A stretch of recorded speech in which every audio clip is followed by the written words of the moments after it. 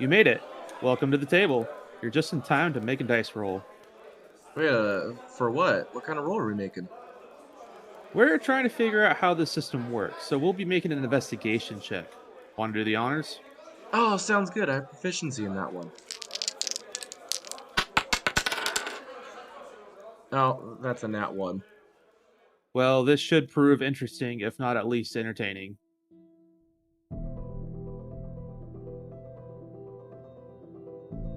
Welcome to the Nat One Nerds podcast.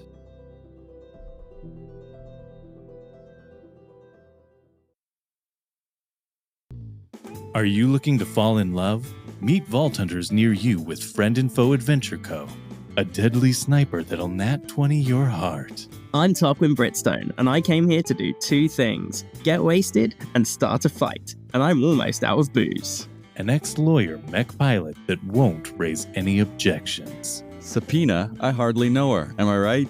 Mercurius here. These days, I enjoy long walks on the beach with my combat mech, Pancake. Let loose and go crazy with a psycho. I'm a student of the magical arts. I don't believe in wind. Ants are taking over the government. Vote for Good Boy is a vote for, wait, what was this for again? A siren infuser that will set your heart aflutter. I'm Phaleon, this is my hummingbird pigeon, and we're both really uncomfortable with this ad.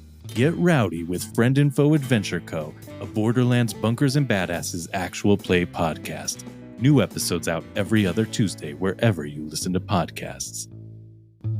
Welcome to the table, everyone. Hey guys, welcome back to Nat One Nerds, and I guess welcome back to me too. I've been on a bit of a hiatus while you guys have been hanging out with Parker and Savannah for the Roll for Two, which has been a lot of fun. I've definitely been keeping up with it, and they did a great job, but I'm here to help take the reins back with Parker. Yeah, wanted to give Brandon some time settling in Indiana, how is that going? Oh my gosh, we put out the perfect time to get over here because everything is blooming. We just got our gardens started. We got a bunch of peonies that my wife's super excited about. So everything is just perfect right now. Like we got 80 degrees and sunny every day. And back in Arizona, it's already hitting the 100. So I don't regret it yet. Yeah, I was about to say the job that pays the bills requires me to work out in the heat. So this is not a great time of the year. Well, everywhere has their ups and downs, but it's good to be back. No, for sure. Good time for you to be back because we're going to be doing one of our bonus episode in between our exploration arcs, and we're going to be discussing something that Brandon is quite passionate about. Yeah, we're going to be jumping into the psychology of tabletop role-playing games, specifically Dungeons and Dragons for here. Would you like to introduce yourself?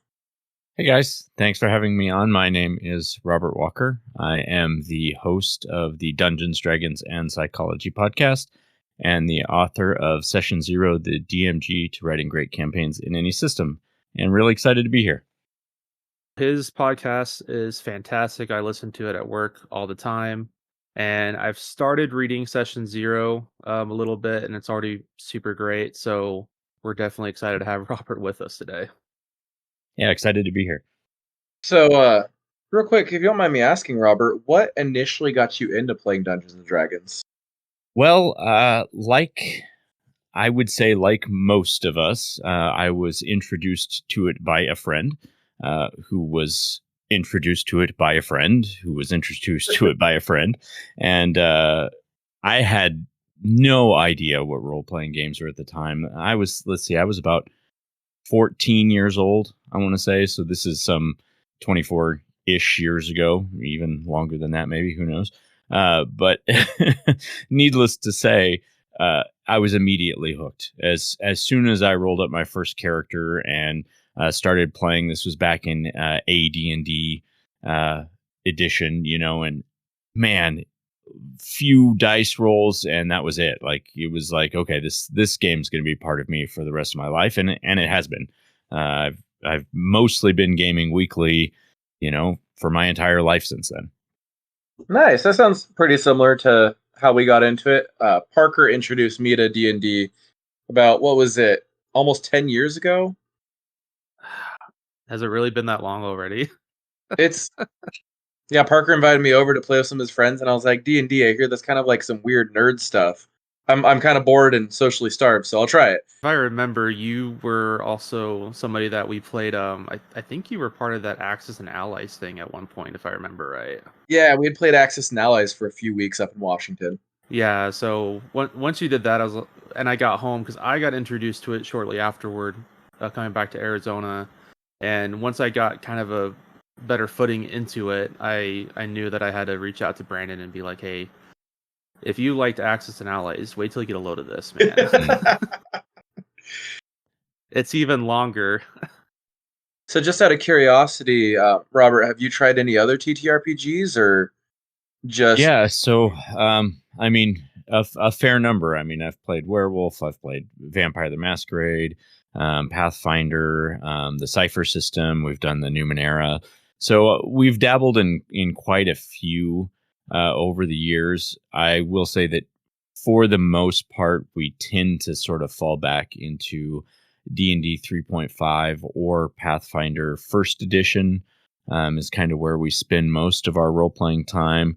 uh, some of our more recent adventures have been in Pathfinder Second Edition and D&D Fifth Edition. So we're kind of all over the board, but most of our time is kind of spent in that 3.5 esque rule set. That's fair. Yeah, we both tend to stick to 5e a lot for our weekly games, but I've been really wanting to experiment around with Pathfinder lately, which is one of the systems we have coming up within the next couple. So I'm excited when we hit that one. It's a lot of fun. Yeah, I've noticed that an interesting observation is how popular I feel like the two systems when people talk about TTRPGs is either Dungeons and Dragons, or if it's not Dungeons and Dragons, then it's talking about Pathfinder. So I'm kind of curious to ask, honestly, both of you what your thoughts are as to why people tend to gravitate most toward those, or to by nature fall back to those as the default. Hmm. I think for our group, and I had Monty Cook and Sean K. Reynolds on my show at one point, and we sort of talked about this because they were both part of Dungeons and Dragons Third Edition, and then they worked on Pathfinder, and now they both work for Monty Cook Games where they do the Cipher system. But they talked about what really drove people to Pathfinder was the transition from 3.5 to 4th edition in D&D. For some reason, a lot of people just didn't really like it. It was too different from what they were used to. And so Pathfinder sort of had this opportunity to capture a lot of people who were looking more for like 3.55, something that was more familiar to them and wasn't so far away from the rule set that they knew.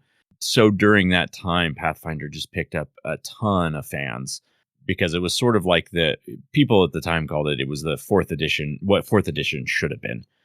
And I think for us, that's kind of exactly why we went to it. Was we tried fourth edition and we were like, yeah, not so much. It had some really cool things, some things we still use in our games, like their skill challenge system is phenomenal. It's unparalleled, I think, in any system. But as far as the rest of the gameplay, there was a lot that we didn't like.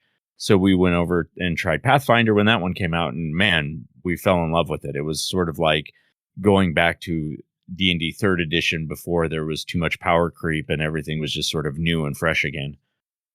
I mean, I really like that. It's interesting seeing how different systems will almost like spring from each other.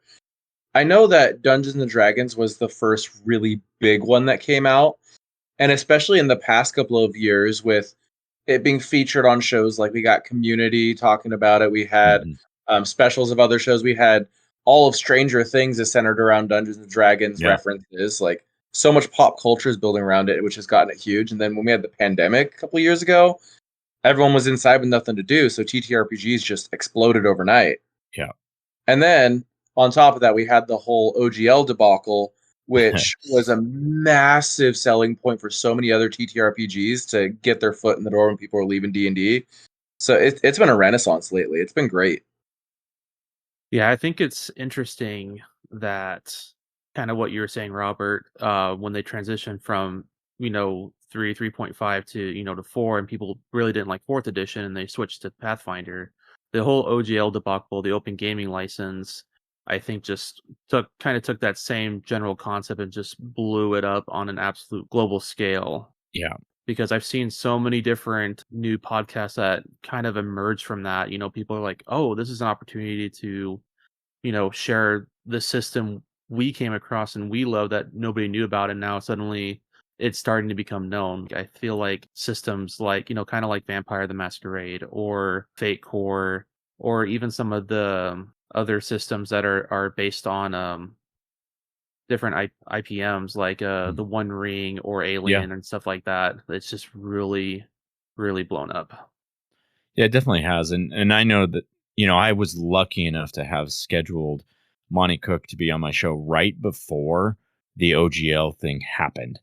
And it was literally like 2 weeks into that I recorded with him. And so I had his insight of like, okay, well, yeah, over the last 2 weeks, we've never seen the kind of interest in our games and our system, and they had to expand their operations like a crazy amount as soon as that happened because the demand just shifted across the industry, which was, I mean, it's amazing because there are a lot of amazing creators out there who aren't part of D&D that really deserve recognition, and I think this gave the entire community that opportunity.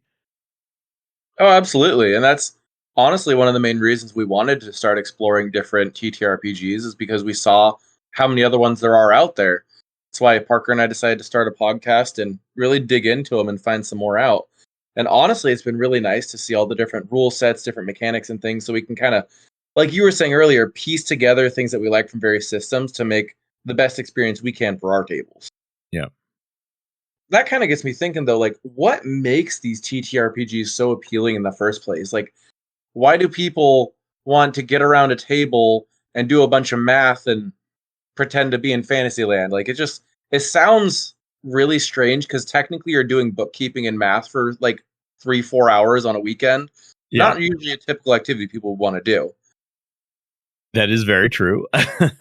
It does seem like it is something that wouldn't be interesting to a lot of people, but when you really kind of break it down to what the core mechanics of what are taking place, it does make a lot more sense, right? Because the real big benefit is obviously socialization. We humans are social creatures and we thrive in a social setting. Even those of us who like to call ourselves antisocial or sort of isolationists, we still need people around us and we still thrive more when we have even a few close friendships.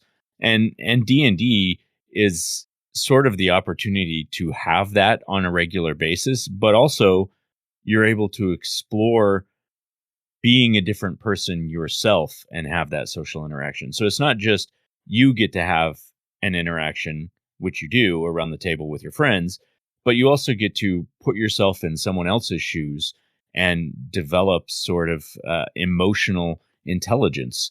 You get to expand your thinking brain and your emotional capacity by embodying all these different individuals and sort of living different lives. So it gives you some sense of catharsis of your real life because you're able to explore all these various entities as part of yourself.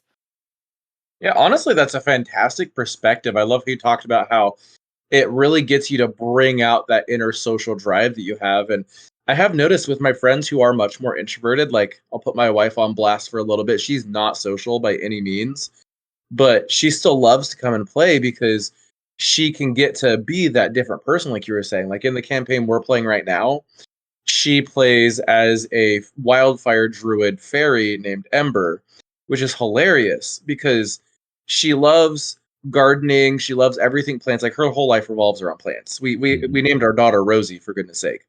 But uh, to see her just shift from this relatively quiet gardener who keeps to herself and likes to just be a homebody to this borderline psychotic fairy that lights everything on fire and is just a force of chaos. It's hilarious. And that is exactly what it is. Like it gives you a safe space to explore parts of yourself that you're maybe not comfortable exploring in a traditional setting, right? So around the table, you know that you can be a little bit sillier, you can embrace that goofiness, and you can explore personality quirks and personality traits that are not your go-to. They're not something that you would do in a normal social situation, but you have a safe environment where you know you're not going to be judged and you're going to have a good time sort of test running those attributes. Yeah, as someone who likes psychology, I find it interesting sometimes trying not to shrink my fellow players while I'm playing, being Uh-huh. like, "Oh, hey, I've noticed that you have a tendency to play this trope a lot, and your character tends to have this similar trauma in their backstories. Like, is there something you're needing to get out there?" Right. Kind of fun. So I always like seeing what drives people to make different characters. Um, and honestly, yeah, it is great to just help you. Like, honestly, it does feel like therapy sometimes. I know it does for me. I mean, I've always considered it to sort of be my weekly emotional therapy, even if I'm not, seeing a therapist, and it's not that sort of therapy that I'm seeking. It's definitely that social therapy, social learning therapy, where I'm having the opportunity to freely express my emotions and share laughter and good times and sad times, and just have this roller coaster of various emotions that allows me to just have free moments of like human connection, even though it's through the guise of a character. And sometimes those emotions only come up because the dice sucks today or the dice is really good, but it still just sort of gives you that opportunity to experience the gambit of human emotions that you might not normally get to release. I mean, yeah, that's an excellent point. It has me kind of thinking in your studies working on your PhD in psychology, have you looked at all into possible therapeutic applications for tabletop role playing games? Yeah, so there are, I mean, there's obviously a lot. One of the cool episodes that I had on my show featured John Eric Welker, who runs RPG Therapeutics out of Seattle, and they do an entire like certification course for therapists to utilize role playing games in various ways in therapy. And it obviously it just makes sense. I mean, pretty much since the early days of therapy, even just in talk therapy with Sigmund Freud back in the father of modern psychology, would use role playing scenarios where they're just saying, now imagine you're this person who's bothering, or imagine you're talking to this person. What would you say to them? I mean, that is just the same thing we're doing when we role play around the table. So even the earliest types of psychology therapy still utilized the same sort of role playing that we're using as a game now. So when you think about it, really, it is just sort of bridging that gap between therapy and play, and the ways that that can be done are, I mean, there's so many, and they're constantly finding more. But yeah, I mean, check out RPG Therapeutics if you get a chance, or your listeners check it out if you're interested in some of the research that's been done on there. They have like the largest open source research available. So there's thousands of articles on there about the different benefits that they found about role playing and the different ways that it can be utilized in therapy, and not just like mental health therapy, but also therapy for disabled individuals, or those who have like social anxiety disorder. Like there's all sorts of applications where role playing can be used to better people's lives.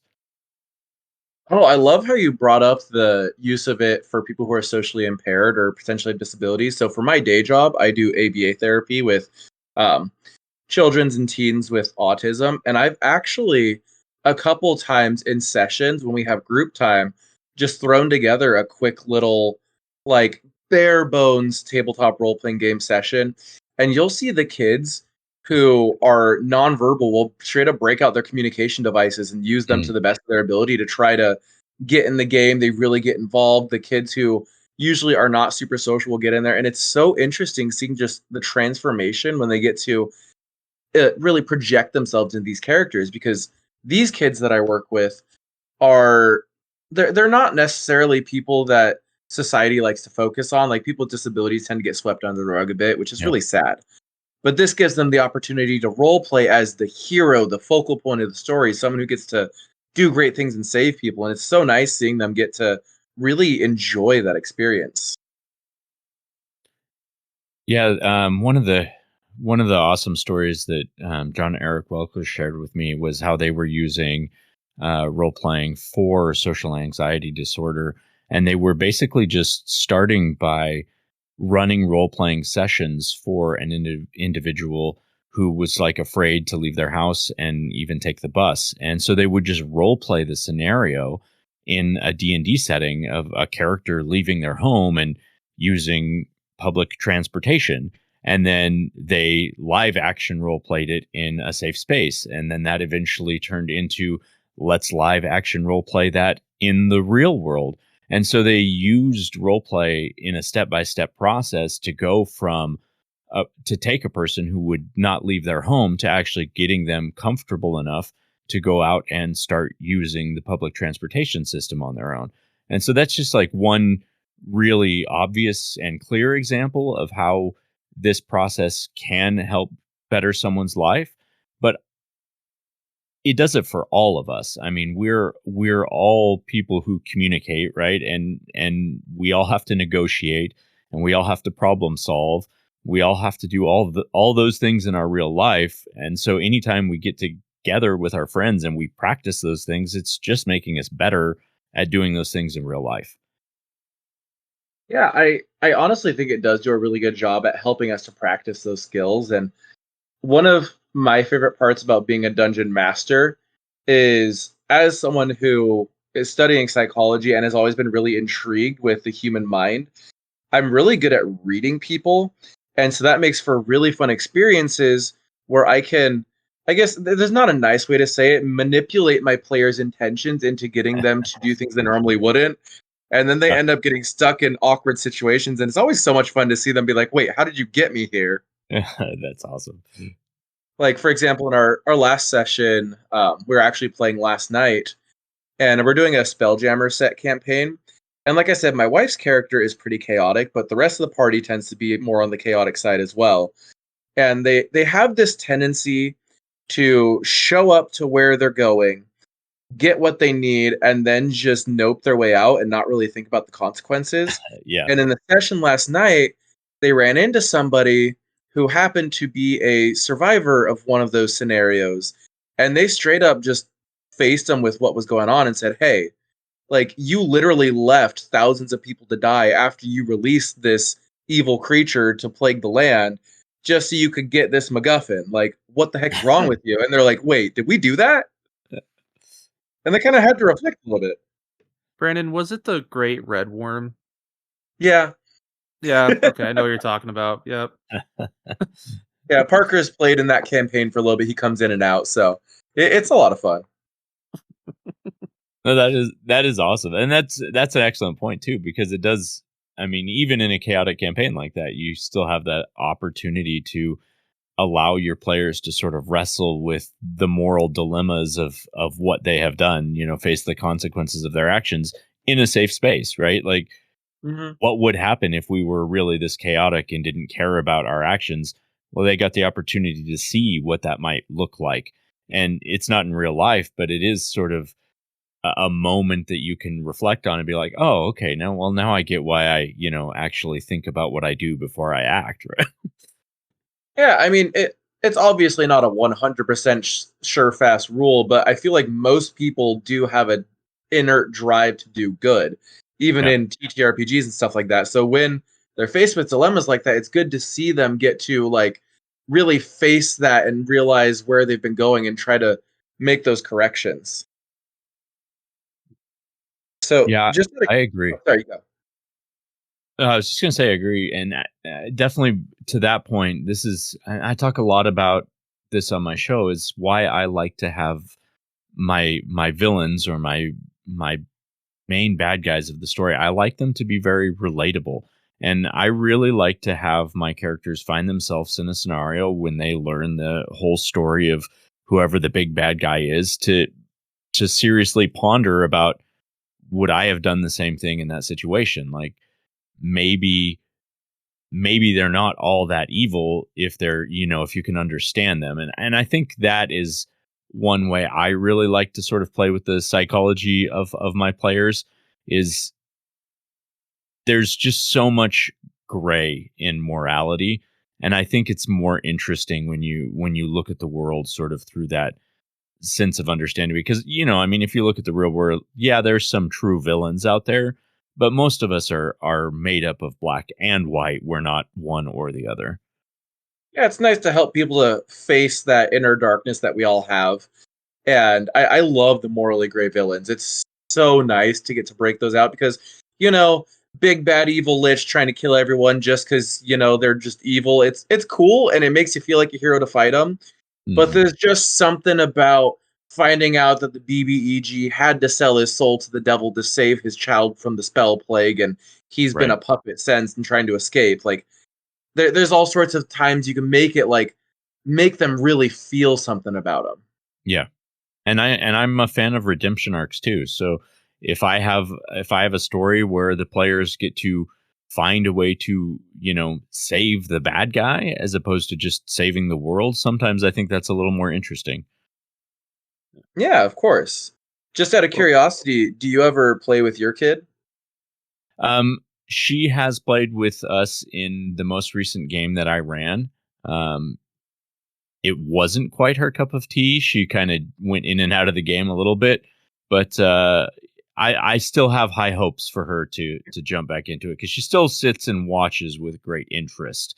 she's That's fair. she's just not quite ready to be fully committed to it yet. I don't think. well, speaking of the villains coming from a more literary perspective, y- the best villains are the ones where they view themselves as the hero of their own story. It's a matter of viewpoint for them. Yeah. So when you have a villain that's, as Brandon was saying, when they're just evil, it's like, oh, that's cool. We stopped the bad guy. That's really cool. But there's not really any exploration of kind of what it means to be human, or in the case of D&D or Pathfinder, what it means to kind of be a sentient humanoid. When you face those villains, you gotta think of them as, from their point of view. They're like, okay, what's the motivation behind it? Right. You could say power.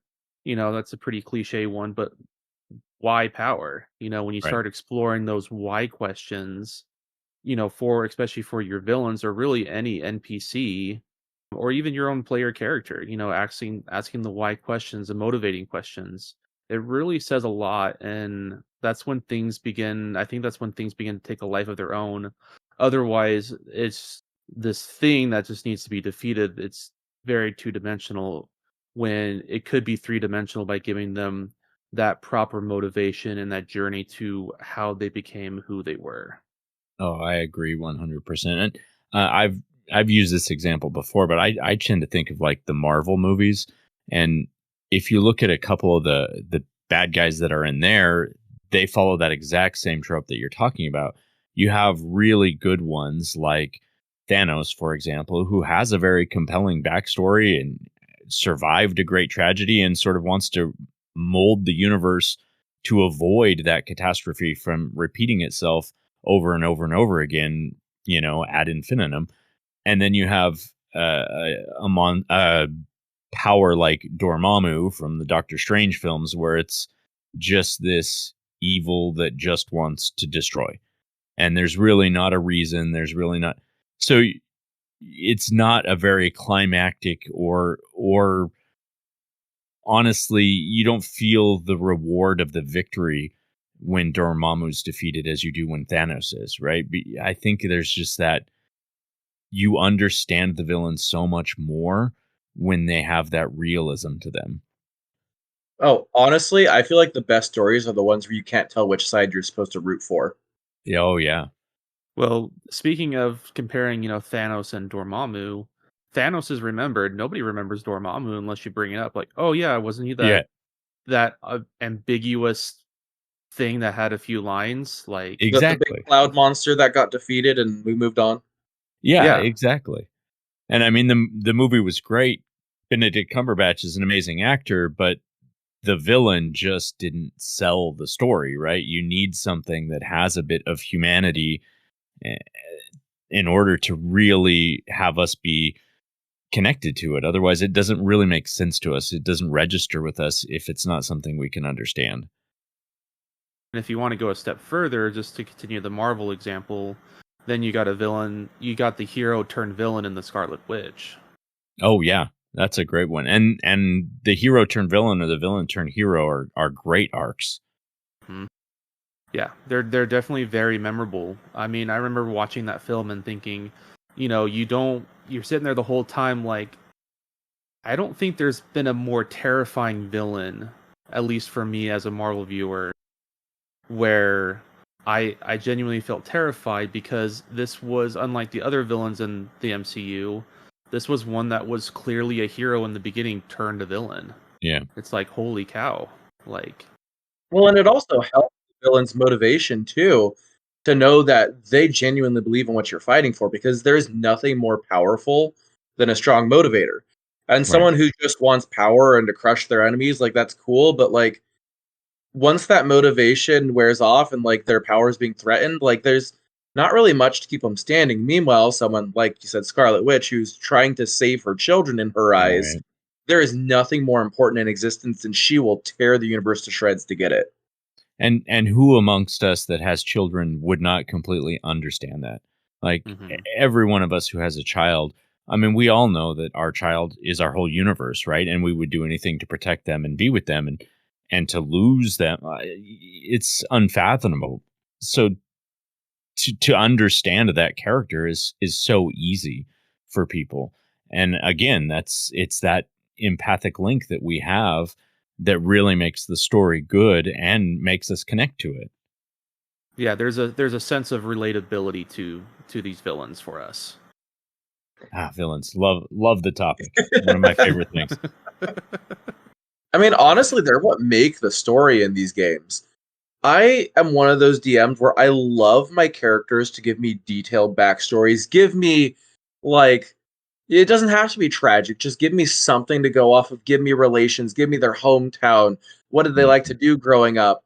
And you could find it from any backstory. You can find a butterfly effect out to connect it to the villain and make it bring it in. And that just makes it so much more personal when you Mhm. have something to connect them in. That's why I love backstories in my games.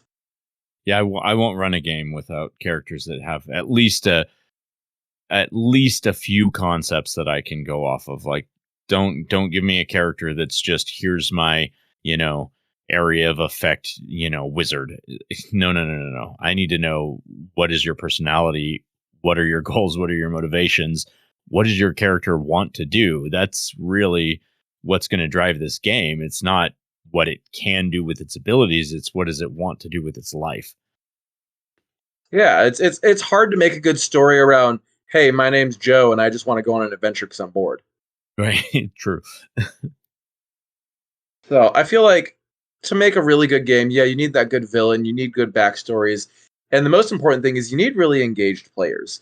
That's one of the biggest struggles I've had with playing D&D is like you can have a lot of fun, but if the players aren't engaged, then it just doesn't flow. And that's the hard part is getting people to get off their phones to really get Mhm. into the game and have some good time. Yeah, I think that's where a lot of struggles with games now are, because I mean technology is so easily at our fingertips and it's so hard to unplug from it sometimes. um, we have in our games, and for a while we were playing with a lot of the tools, like the character builders and the map creators and all that stuff, but we found that our gaming experience was a whole lot better when we unplugged from all that stuff and just dedicated, even if the session was shorter, 3-4 hours, but 3-4 hours where you can set the rest of the world aside and just be present with the story.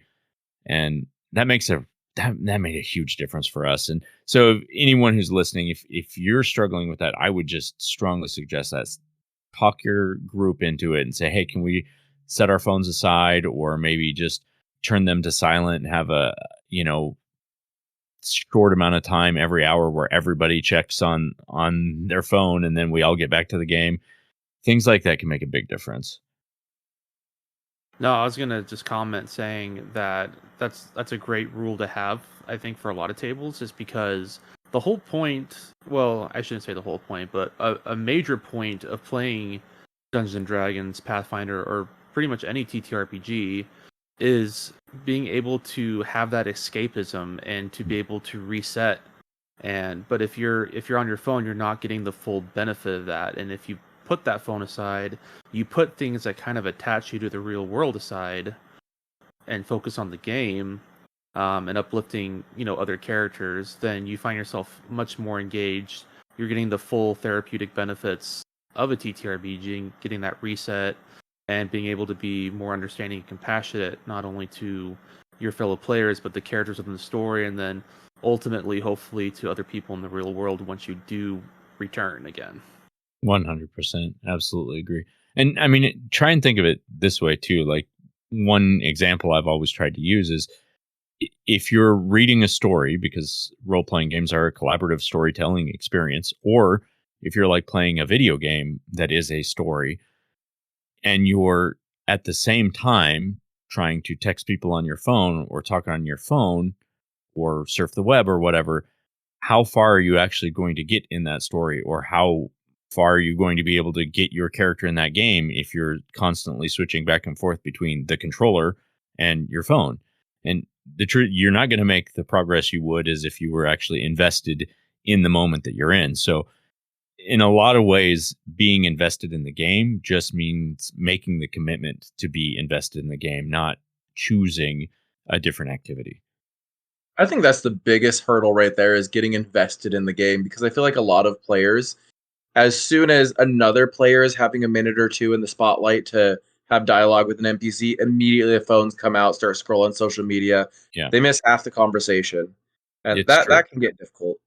I really like that rule you talked about of having just put everything on do not disturb, whatever, set the phones down, and maybe every hour, hour and a half, you can take a quick break and scroll for a minute to get your itch. Yeah. And And if it anything, worked really well for with, us I'm sorry. because we were having problems with it left and right for a couple of campaigns. And then this last one that we did, we decided, okay, we're not going to use computers for building our characters. We're going to go back to the traditional pencil and paper.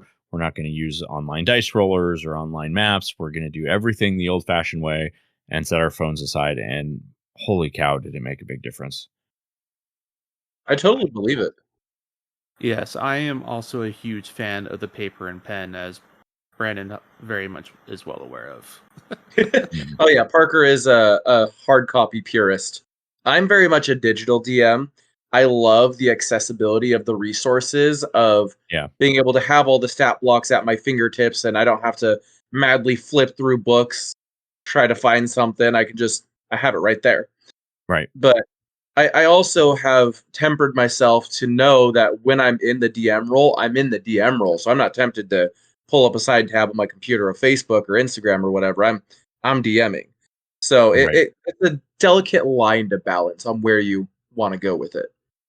Yeah, and we've done that too, where the DM will have the computer that they can use to control the ambience with like lighting.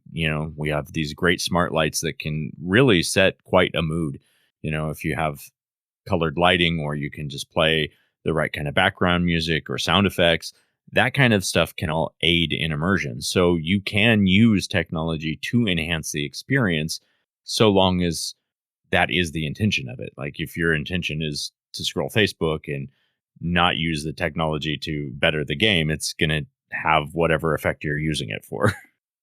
Exactly. Yeah, Well, I think that. Oh, you're good. no, you're good.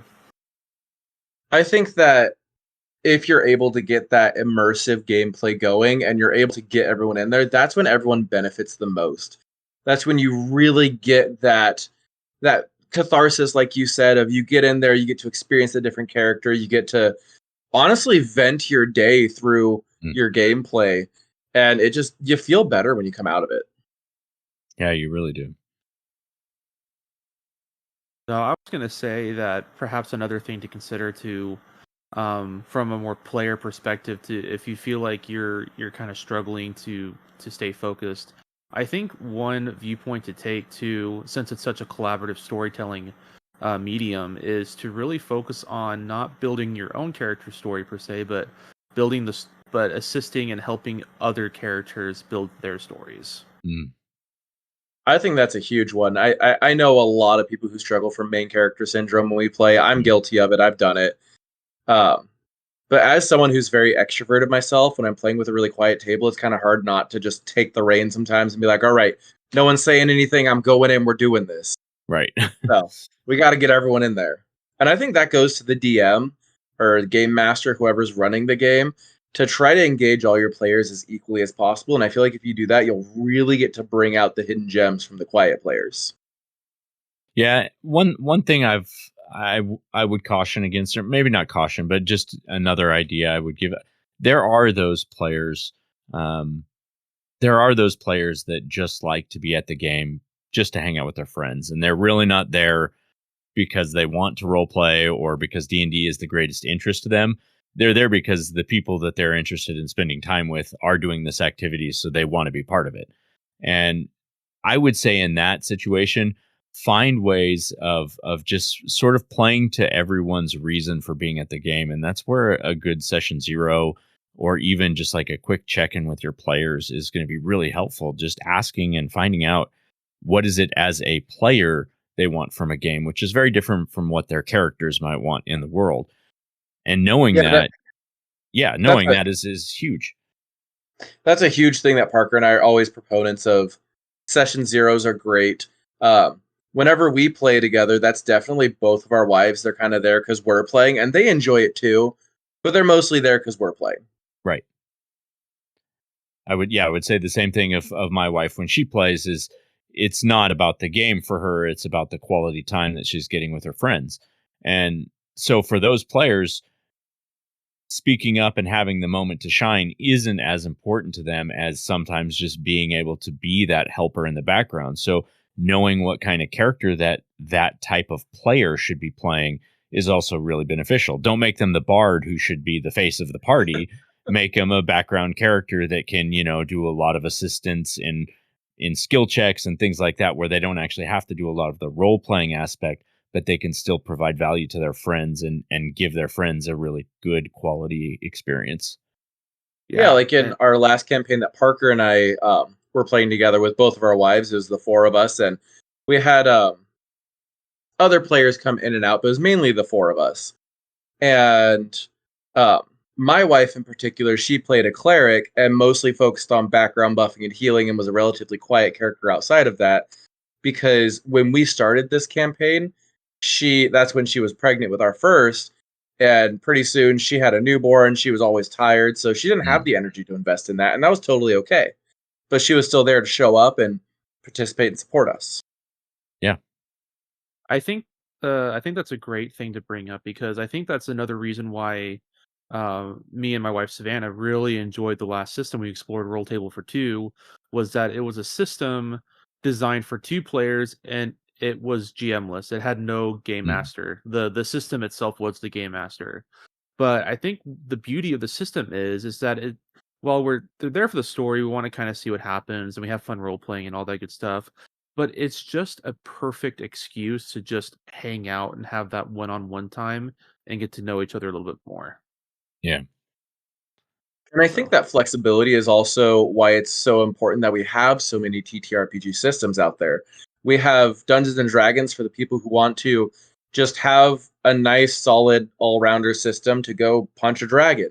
You've Hmm. got Pathfinder and systems like that for people who want to really get into the crunchy character buildings and customize their character to exactly how they are in their mind. Or you've got systems like Fate Accelerated if you want just something quick to get together with your friends and roleplay. Yeah. No, absolutely. And I mean, there's just constantly new ones. So there's something out there for everybody. It's not something like you have to play D&D or you have to play Pathfinder. You can find something. I mean, there's entire, one shot systems that exist just to like go out trick or treating. Like there's a whole campaign system built on what are we doing while we're trick-or-treating and a real monster shows up, right? Like there's just silly things out there, and there's some that don't use dice, there's some that don't have character sheets, there's every manner of thing you could possibly imagine out there. If you're looking for something that fits you, just think about what it is that you're drawn to, and you will find something that exists in that space. Absolutely. And I really love all these different systems the topics we've been able to bring up. And it's been really great to be able to really talk about why we play and what we get out of it. I feel like it's, for pun intended, it's been therapeutic getting to talk about Mhm. it. And I will defend that one to the death. I think that role playing games are like one of our greatest therapies. And just think about, like, when you're a kid, what is it that you did when you got together with your friends? You played imagination, right? That is kind of at our core as human beings, the way that we learn and the way that we grow and learn how to interact with one another. We imagine scenarios and we work on how to act in those. It's why most corporations still incorporate role playing scenarios in their training, and why they still do it in pretty much every type of psychology and therapy. Like, it is part of us as humans. We have this big, beautiful imagination that can do incredible things and create amazing stories. Exercising that is, in my opinion, just as important as exercising your body or any of your other intellectual endeavors. Yeah, kind of like what you're saying before, Robert. We're social creatures, but we're also, because we're social creatures, we're storytelling creatures. It's part of our nature. And that's why I've always been very confused at why us as a society, like, going to a doctor is a normal thing, going to a dentist is a normal thing, but like going to therapy is not a normal thing. And I think that's so strange because working on your mind is just as, if not more important than keeping your body healthy, because your mind is what drives it. There's so many people that destroy their bodies because they don't take care of their mind. And Well, that's why, absolutely. yeah, I'm such a big proponent of doing things like this. Like, if you can't go to therapy, find something that's therapeutic for you to do in your spare time. Yeah, how many people have let their bodies go because they are too depressed to work out or don't have the energy mentally to get up and do something, right? It's completely connected. Yeah. If you don't mind a quick segue here, Robert, you're currently doing a really unique little mini series on your podcast. I am. So what we're focusing on, kind of the whole focus of this season, although I'm still doing some traditional style episodes, is I'm working on a series of leveling up in real life. And basically what that is it's correlating every 5th edition D&D class to skills and abilities that you can learn in the real world, and then going through the process of how would you level up as that class in your real life, giving people ideas and character sheets. There's a character sheet that I created for this to follow along and basically decide what class level they want to gain in real life, and then use that as a foundation for making life improvements. That honestly sounds genius. I think it's a lot of fun. I mean, it was inspired. There's a great book out there called Level Up Your Life, which is sort of based on the idea of MMORPGs, computer games, but it wasn't very specific. I wanted something that was really focused on tabletop role playing games and wasn't just like a general self improvement, but actually looked at character classes and says, how do I become a fighter in real life? Or how do I become a rogue in real life? What skills do I need to acquire? And how do I go about getting better at those things?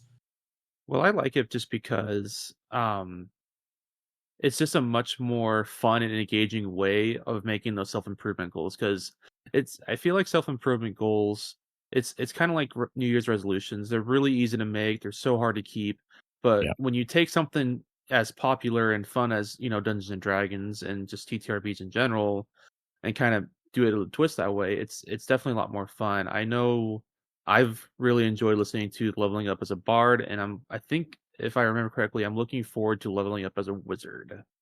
Yeah. So Wizard is, I want to say that's 2 or 3 episodes out. Yeah, I mean, I still got quite a few to go. I think I'm 4 of the 12 classes are out now. So we're about a third of the way through the process. And I'm saving Monk for last because it's the one that I've personally been doing the most in my own life right now. So I definitely want to get a little further in my process before I talk about that. Although, to be fair, I'm one of those people that like I am constantly trying to acquire new skills. Like it's just what I do. So yeah, so I've kind of dabbled in most of the classes already and tried something that I'm giving as an idea in almost every episode. Yeah, I mean, honestly, it's so logical. Like, if you really think about it, most people, you struggle to do self-improvement things. You struggle, like it's a pain in the butt to learn how to weld, learn how to woodwork, how to Yeah. exercise consistently. But as soon as you pull up a screen, you'll gladly spend 4 hours like mining dirt to build yourself a cool house. Like, if you could find a Exactly. way to segue that energy into your real life, you would be a billionaire. When it's just sort of the whole psychological concept of incremental rewards, right? So you're creating a character sheet for this.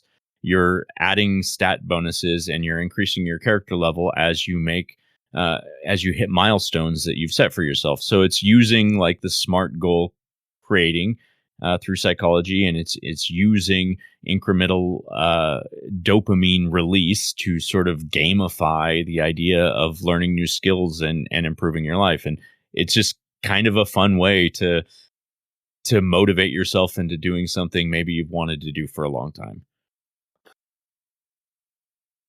I honestly think that's a perfect place to segue out. Like, we've gotten so much good topics in here.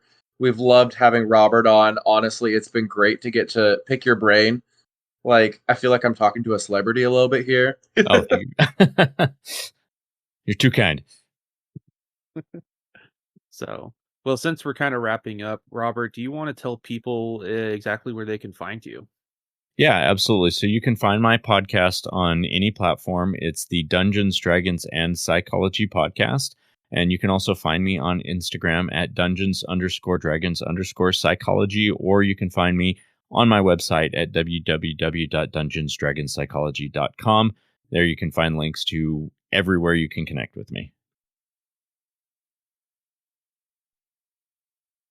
Yeah, if you guys ever want to really up your game and learn how to get really immersive, learn how to enjoy TTRPGs a lot more, definitely check out Dungeons, Dragons, and Psychology. It's pretty great. We've both been listening to it, so. Yeah, absolutely. Speaking of finding places, if you guys don't already, you can find Nat One Nerds on Facebook, Instagram, Threads, YouTube, and on most major podcast platforms as well. So, but with that, I think we're ready to head out.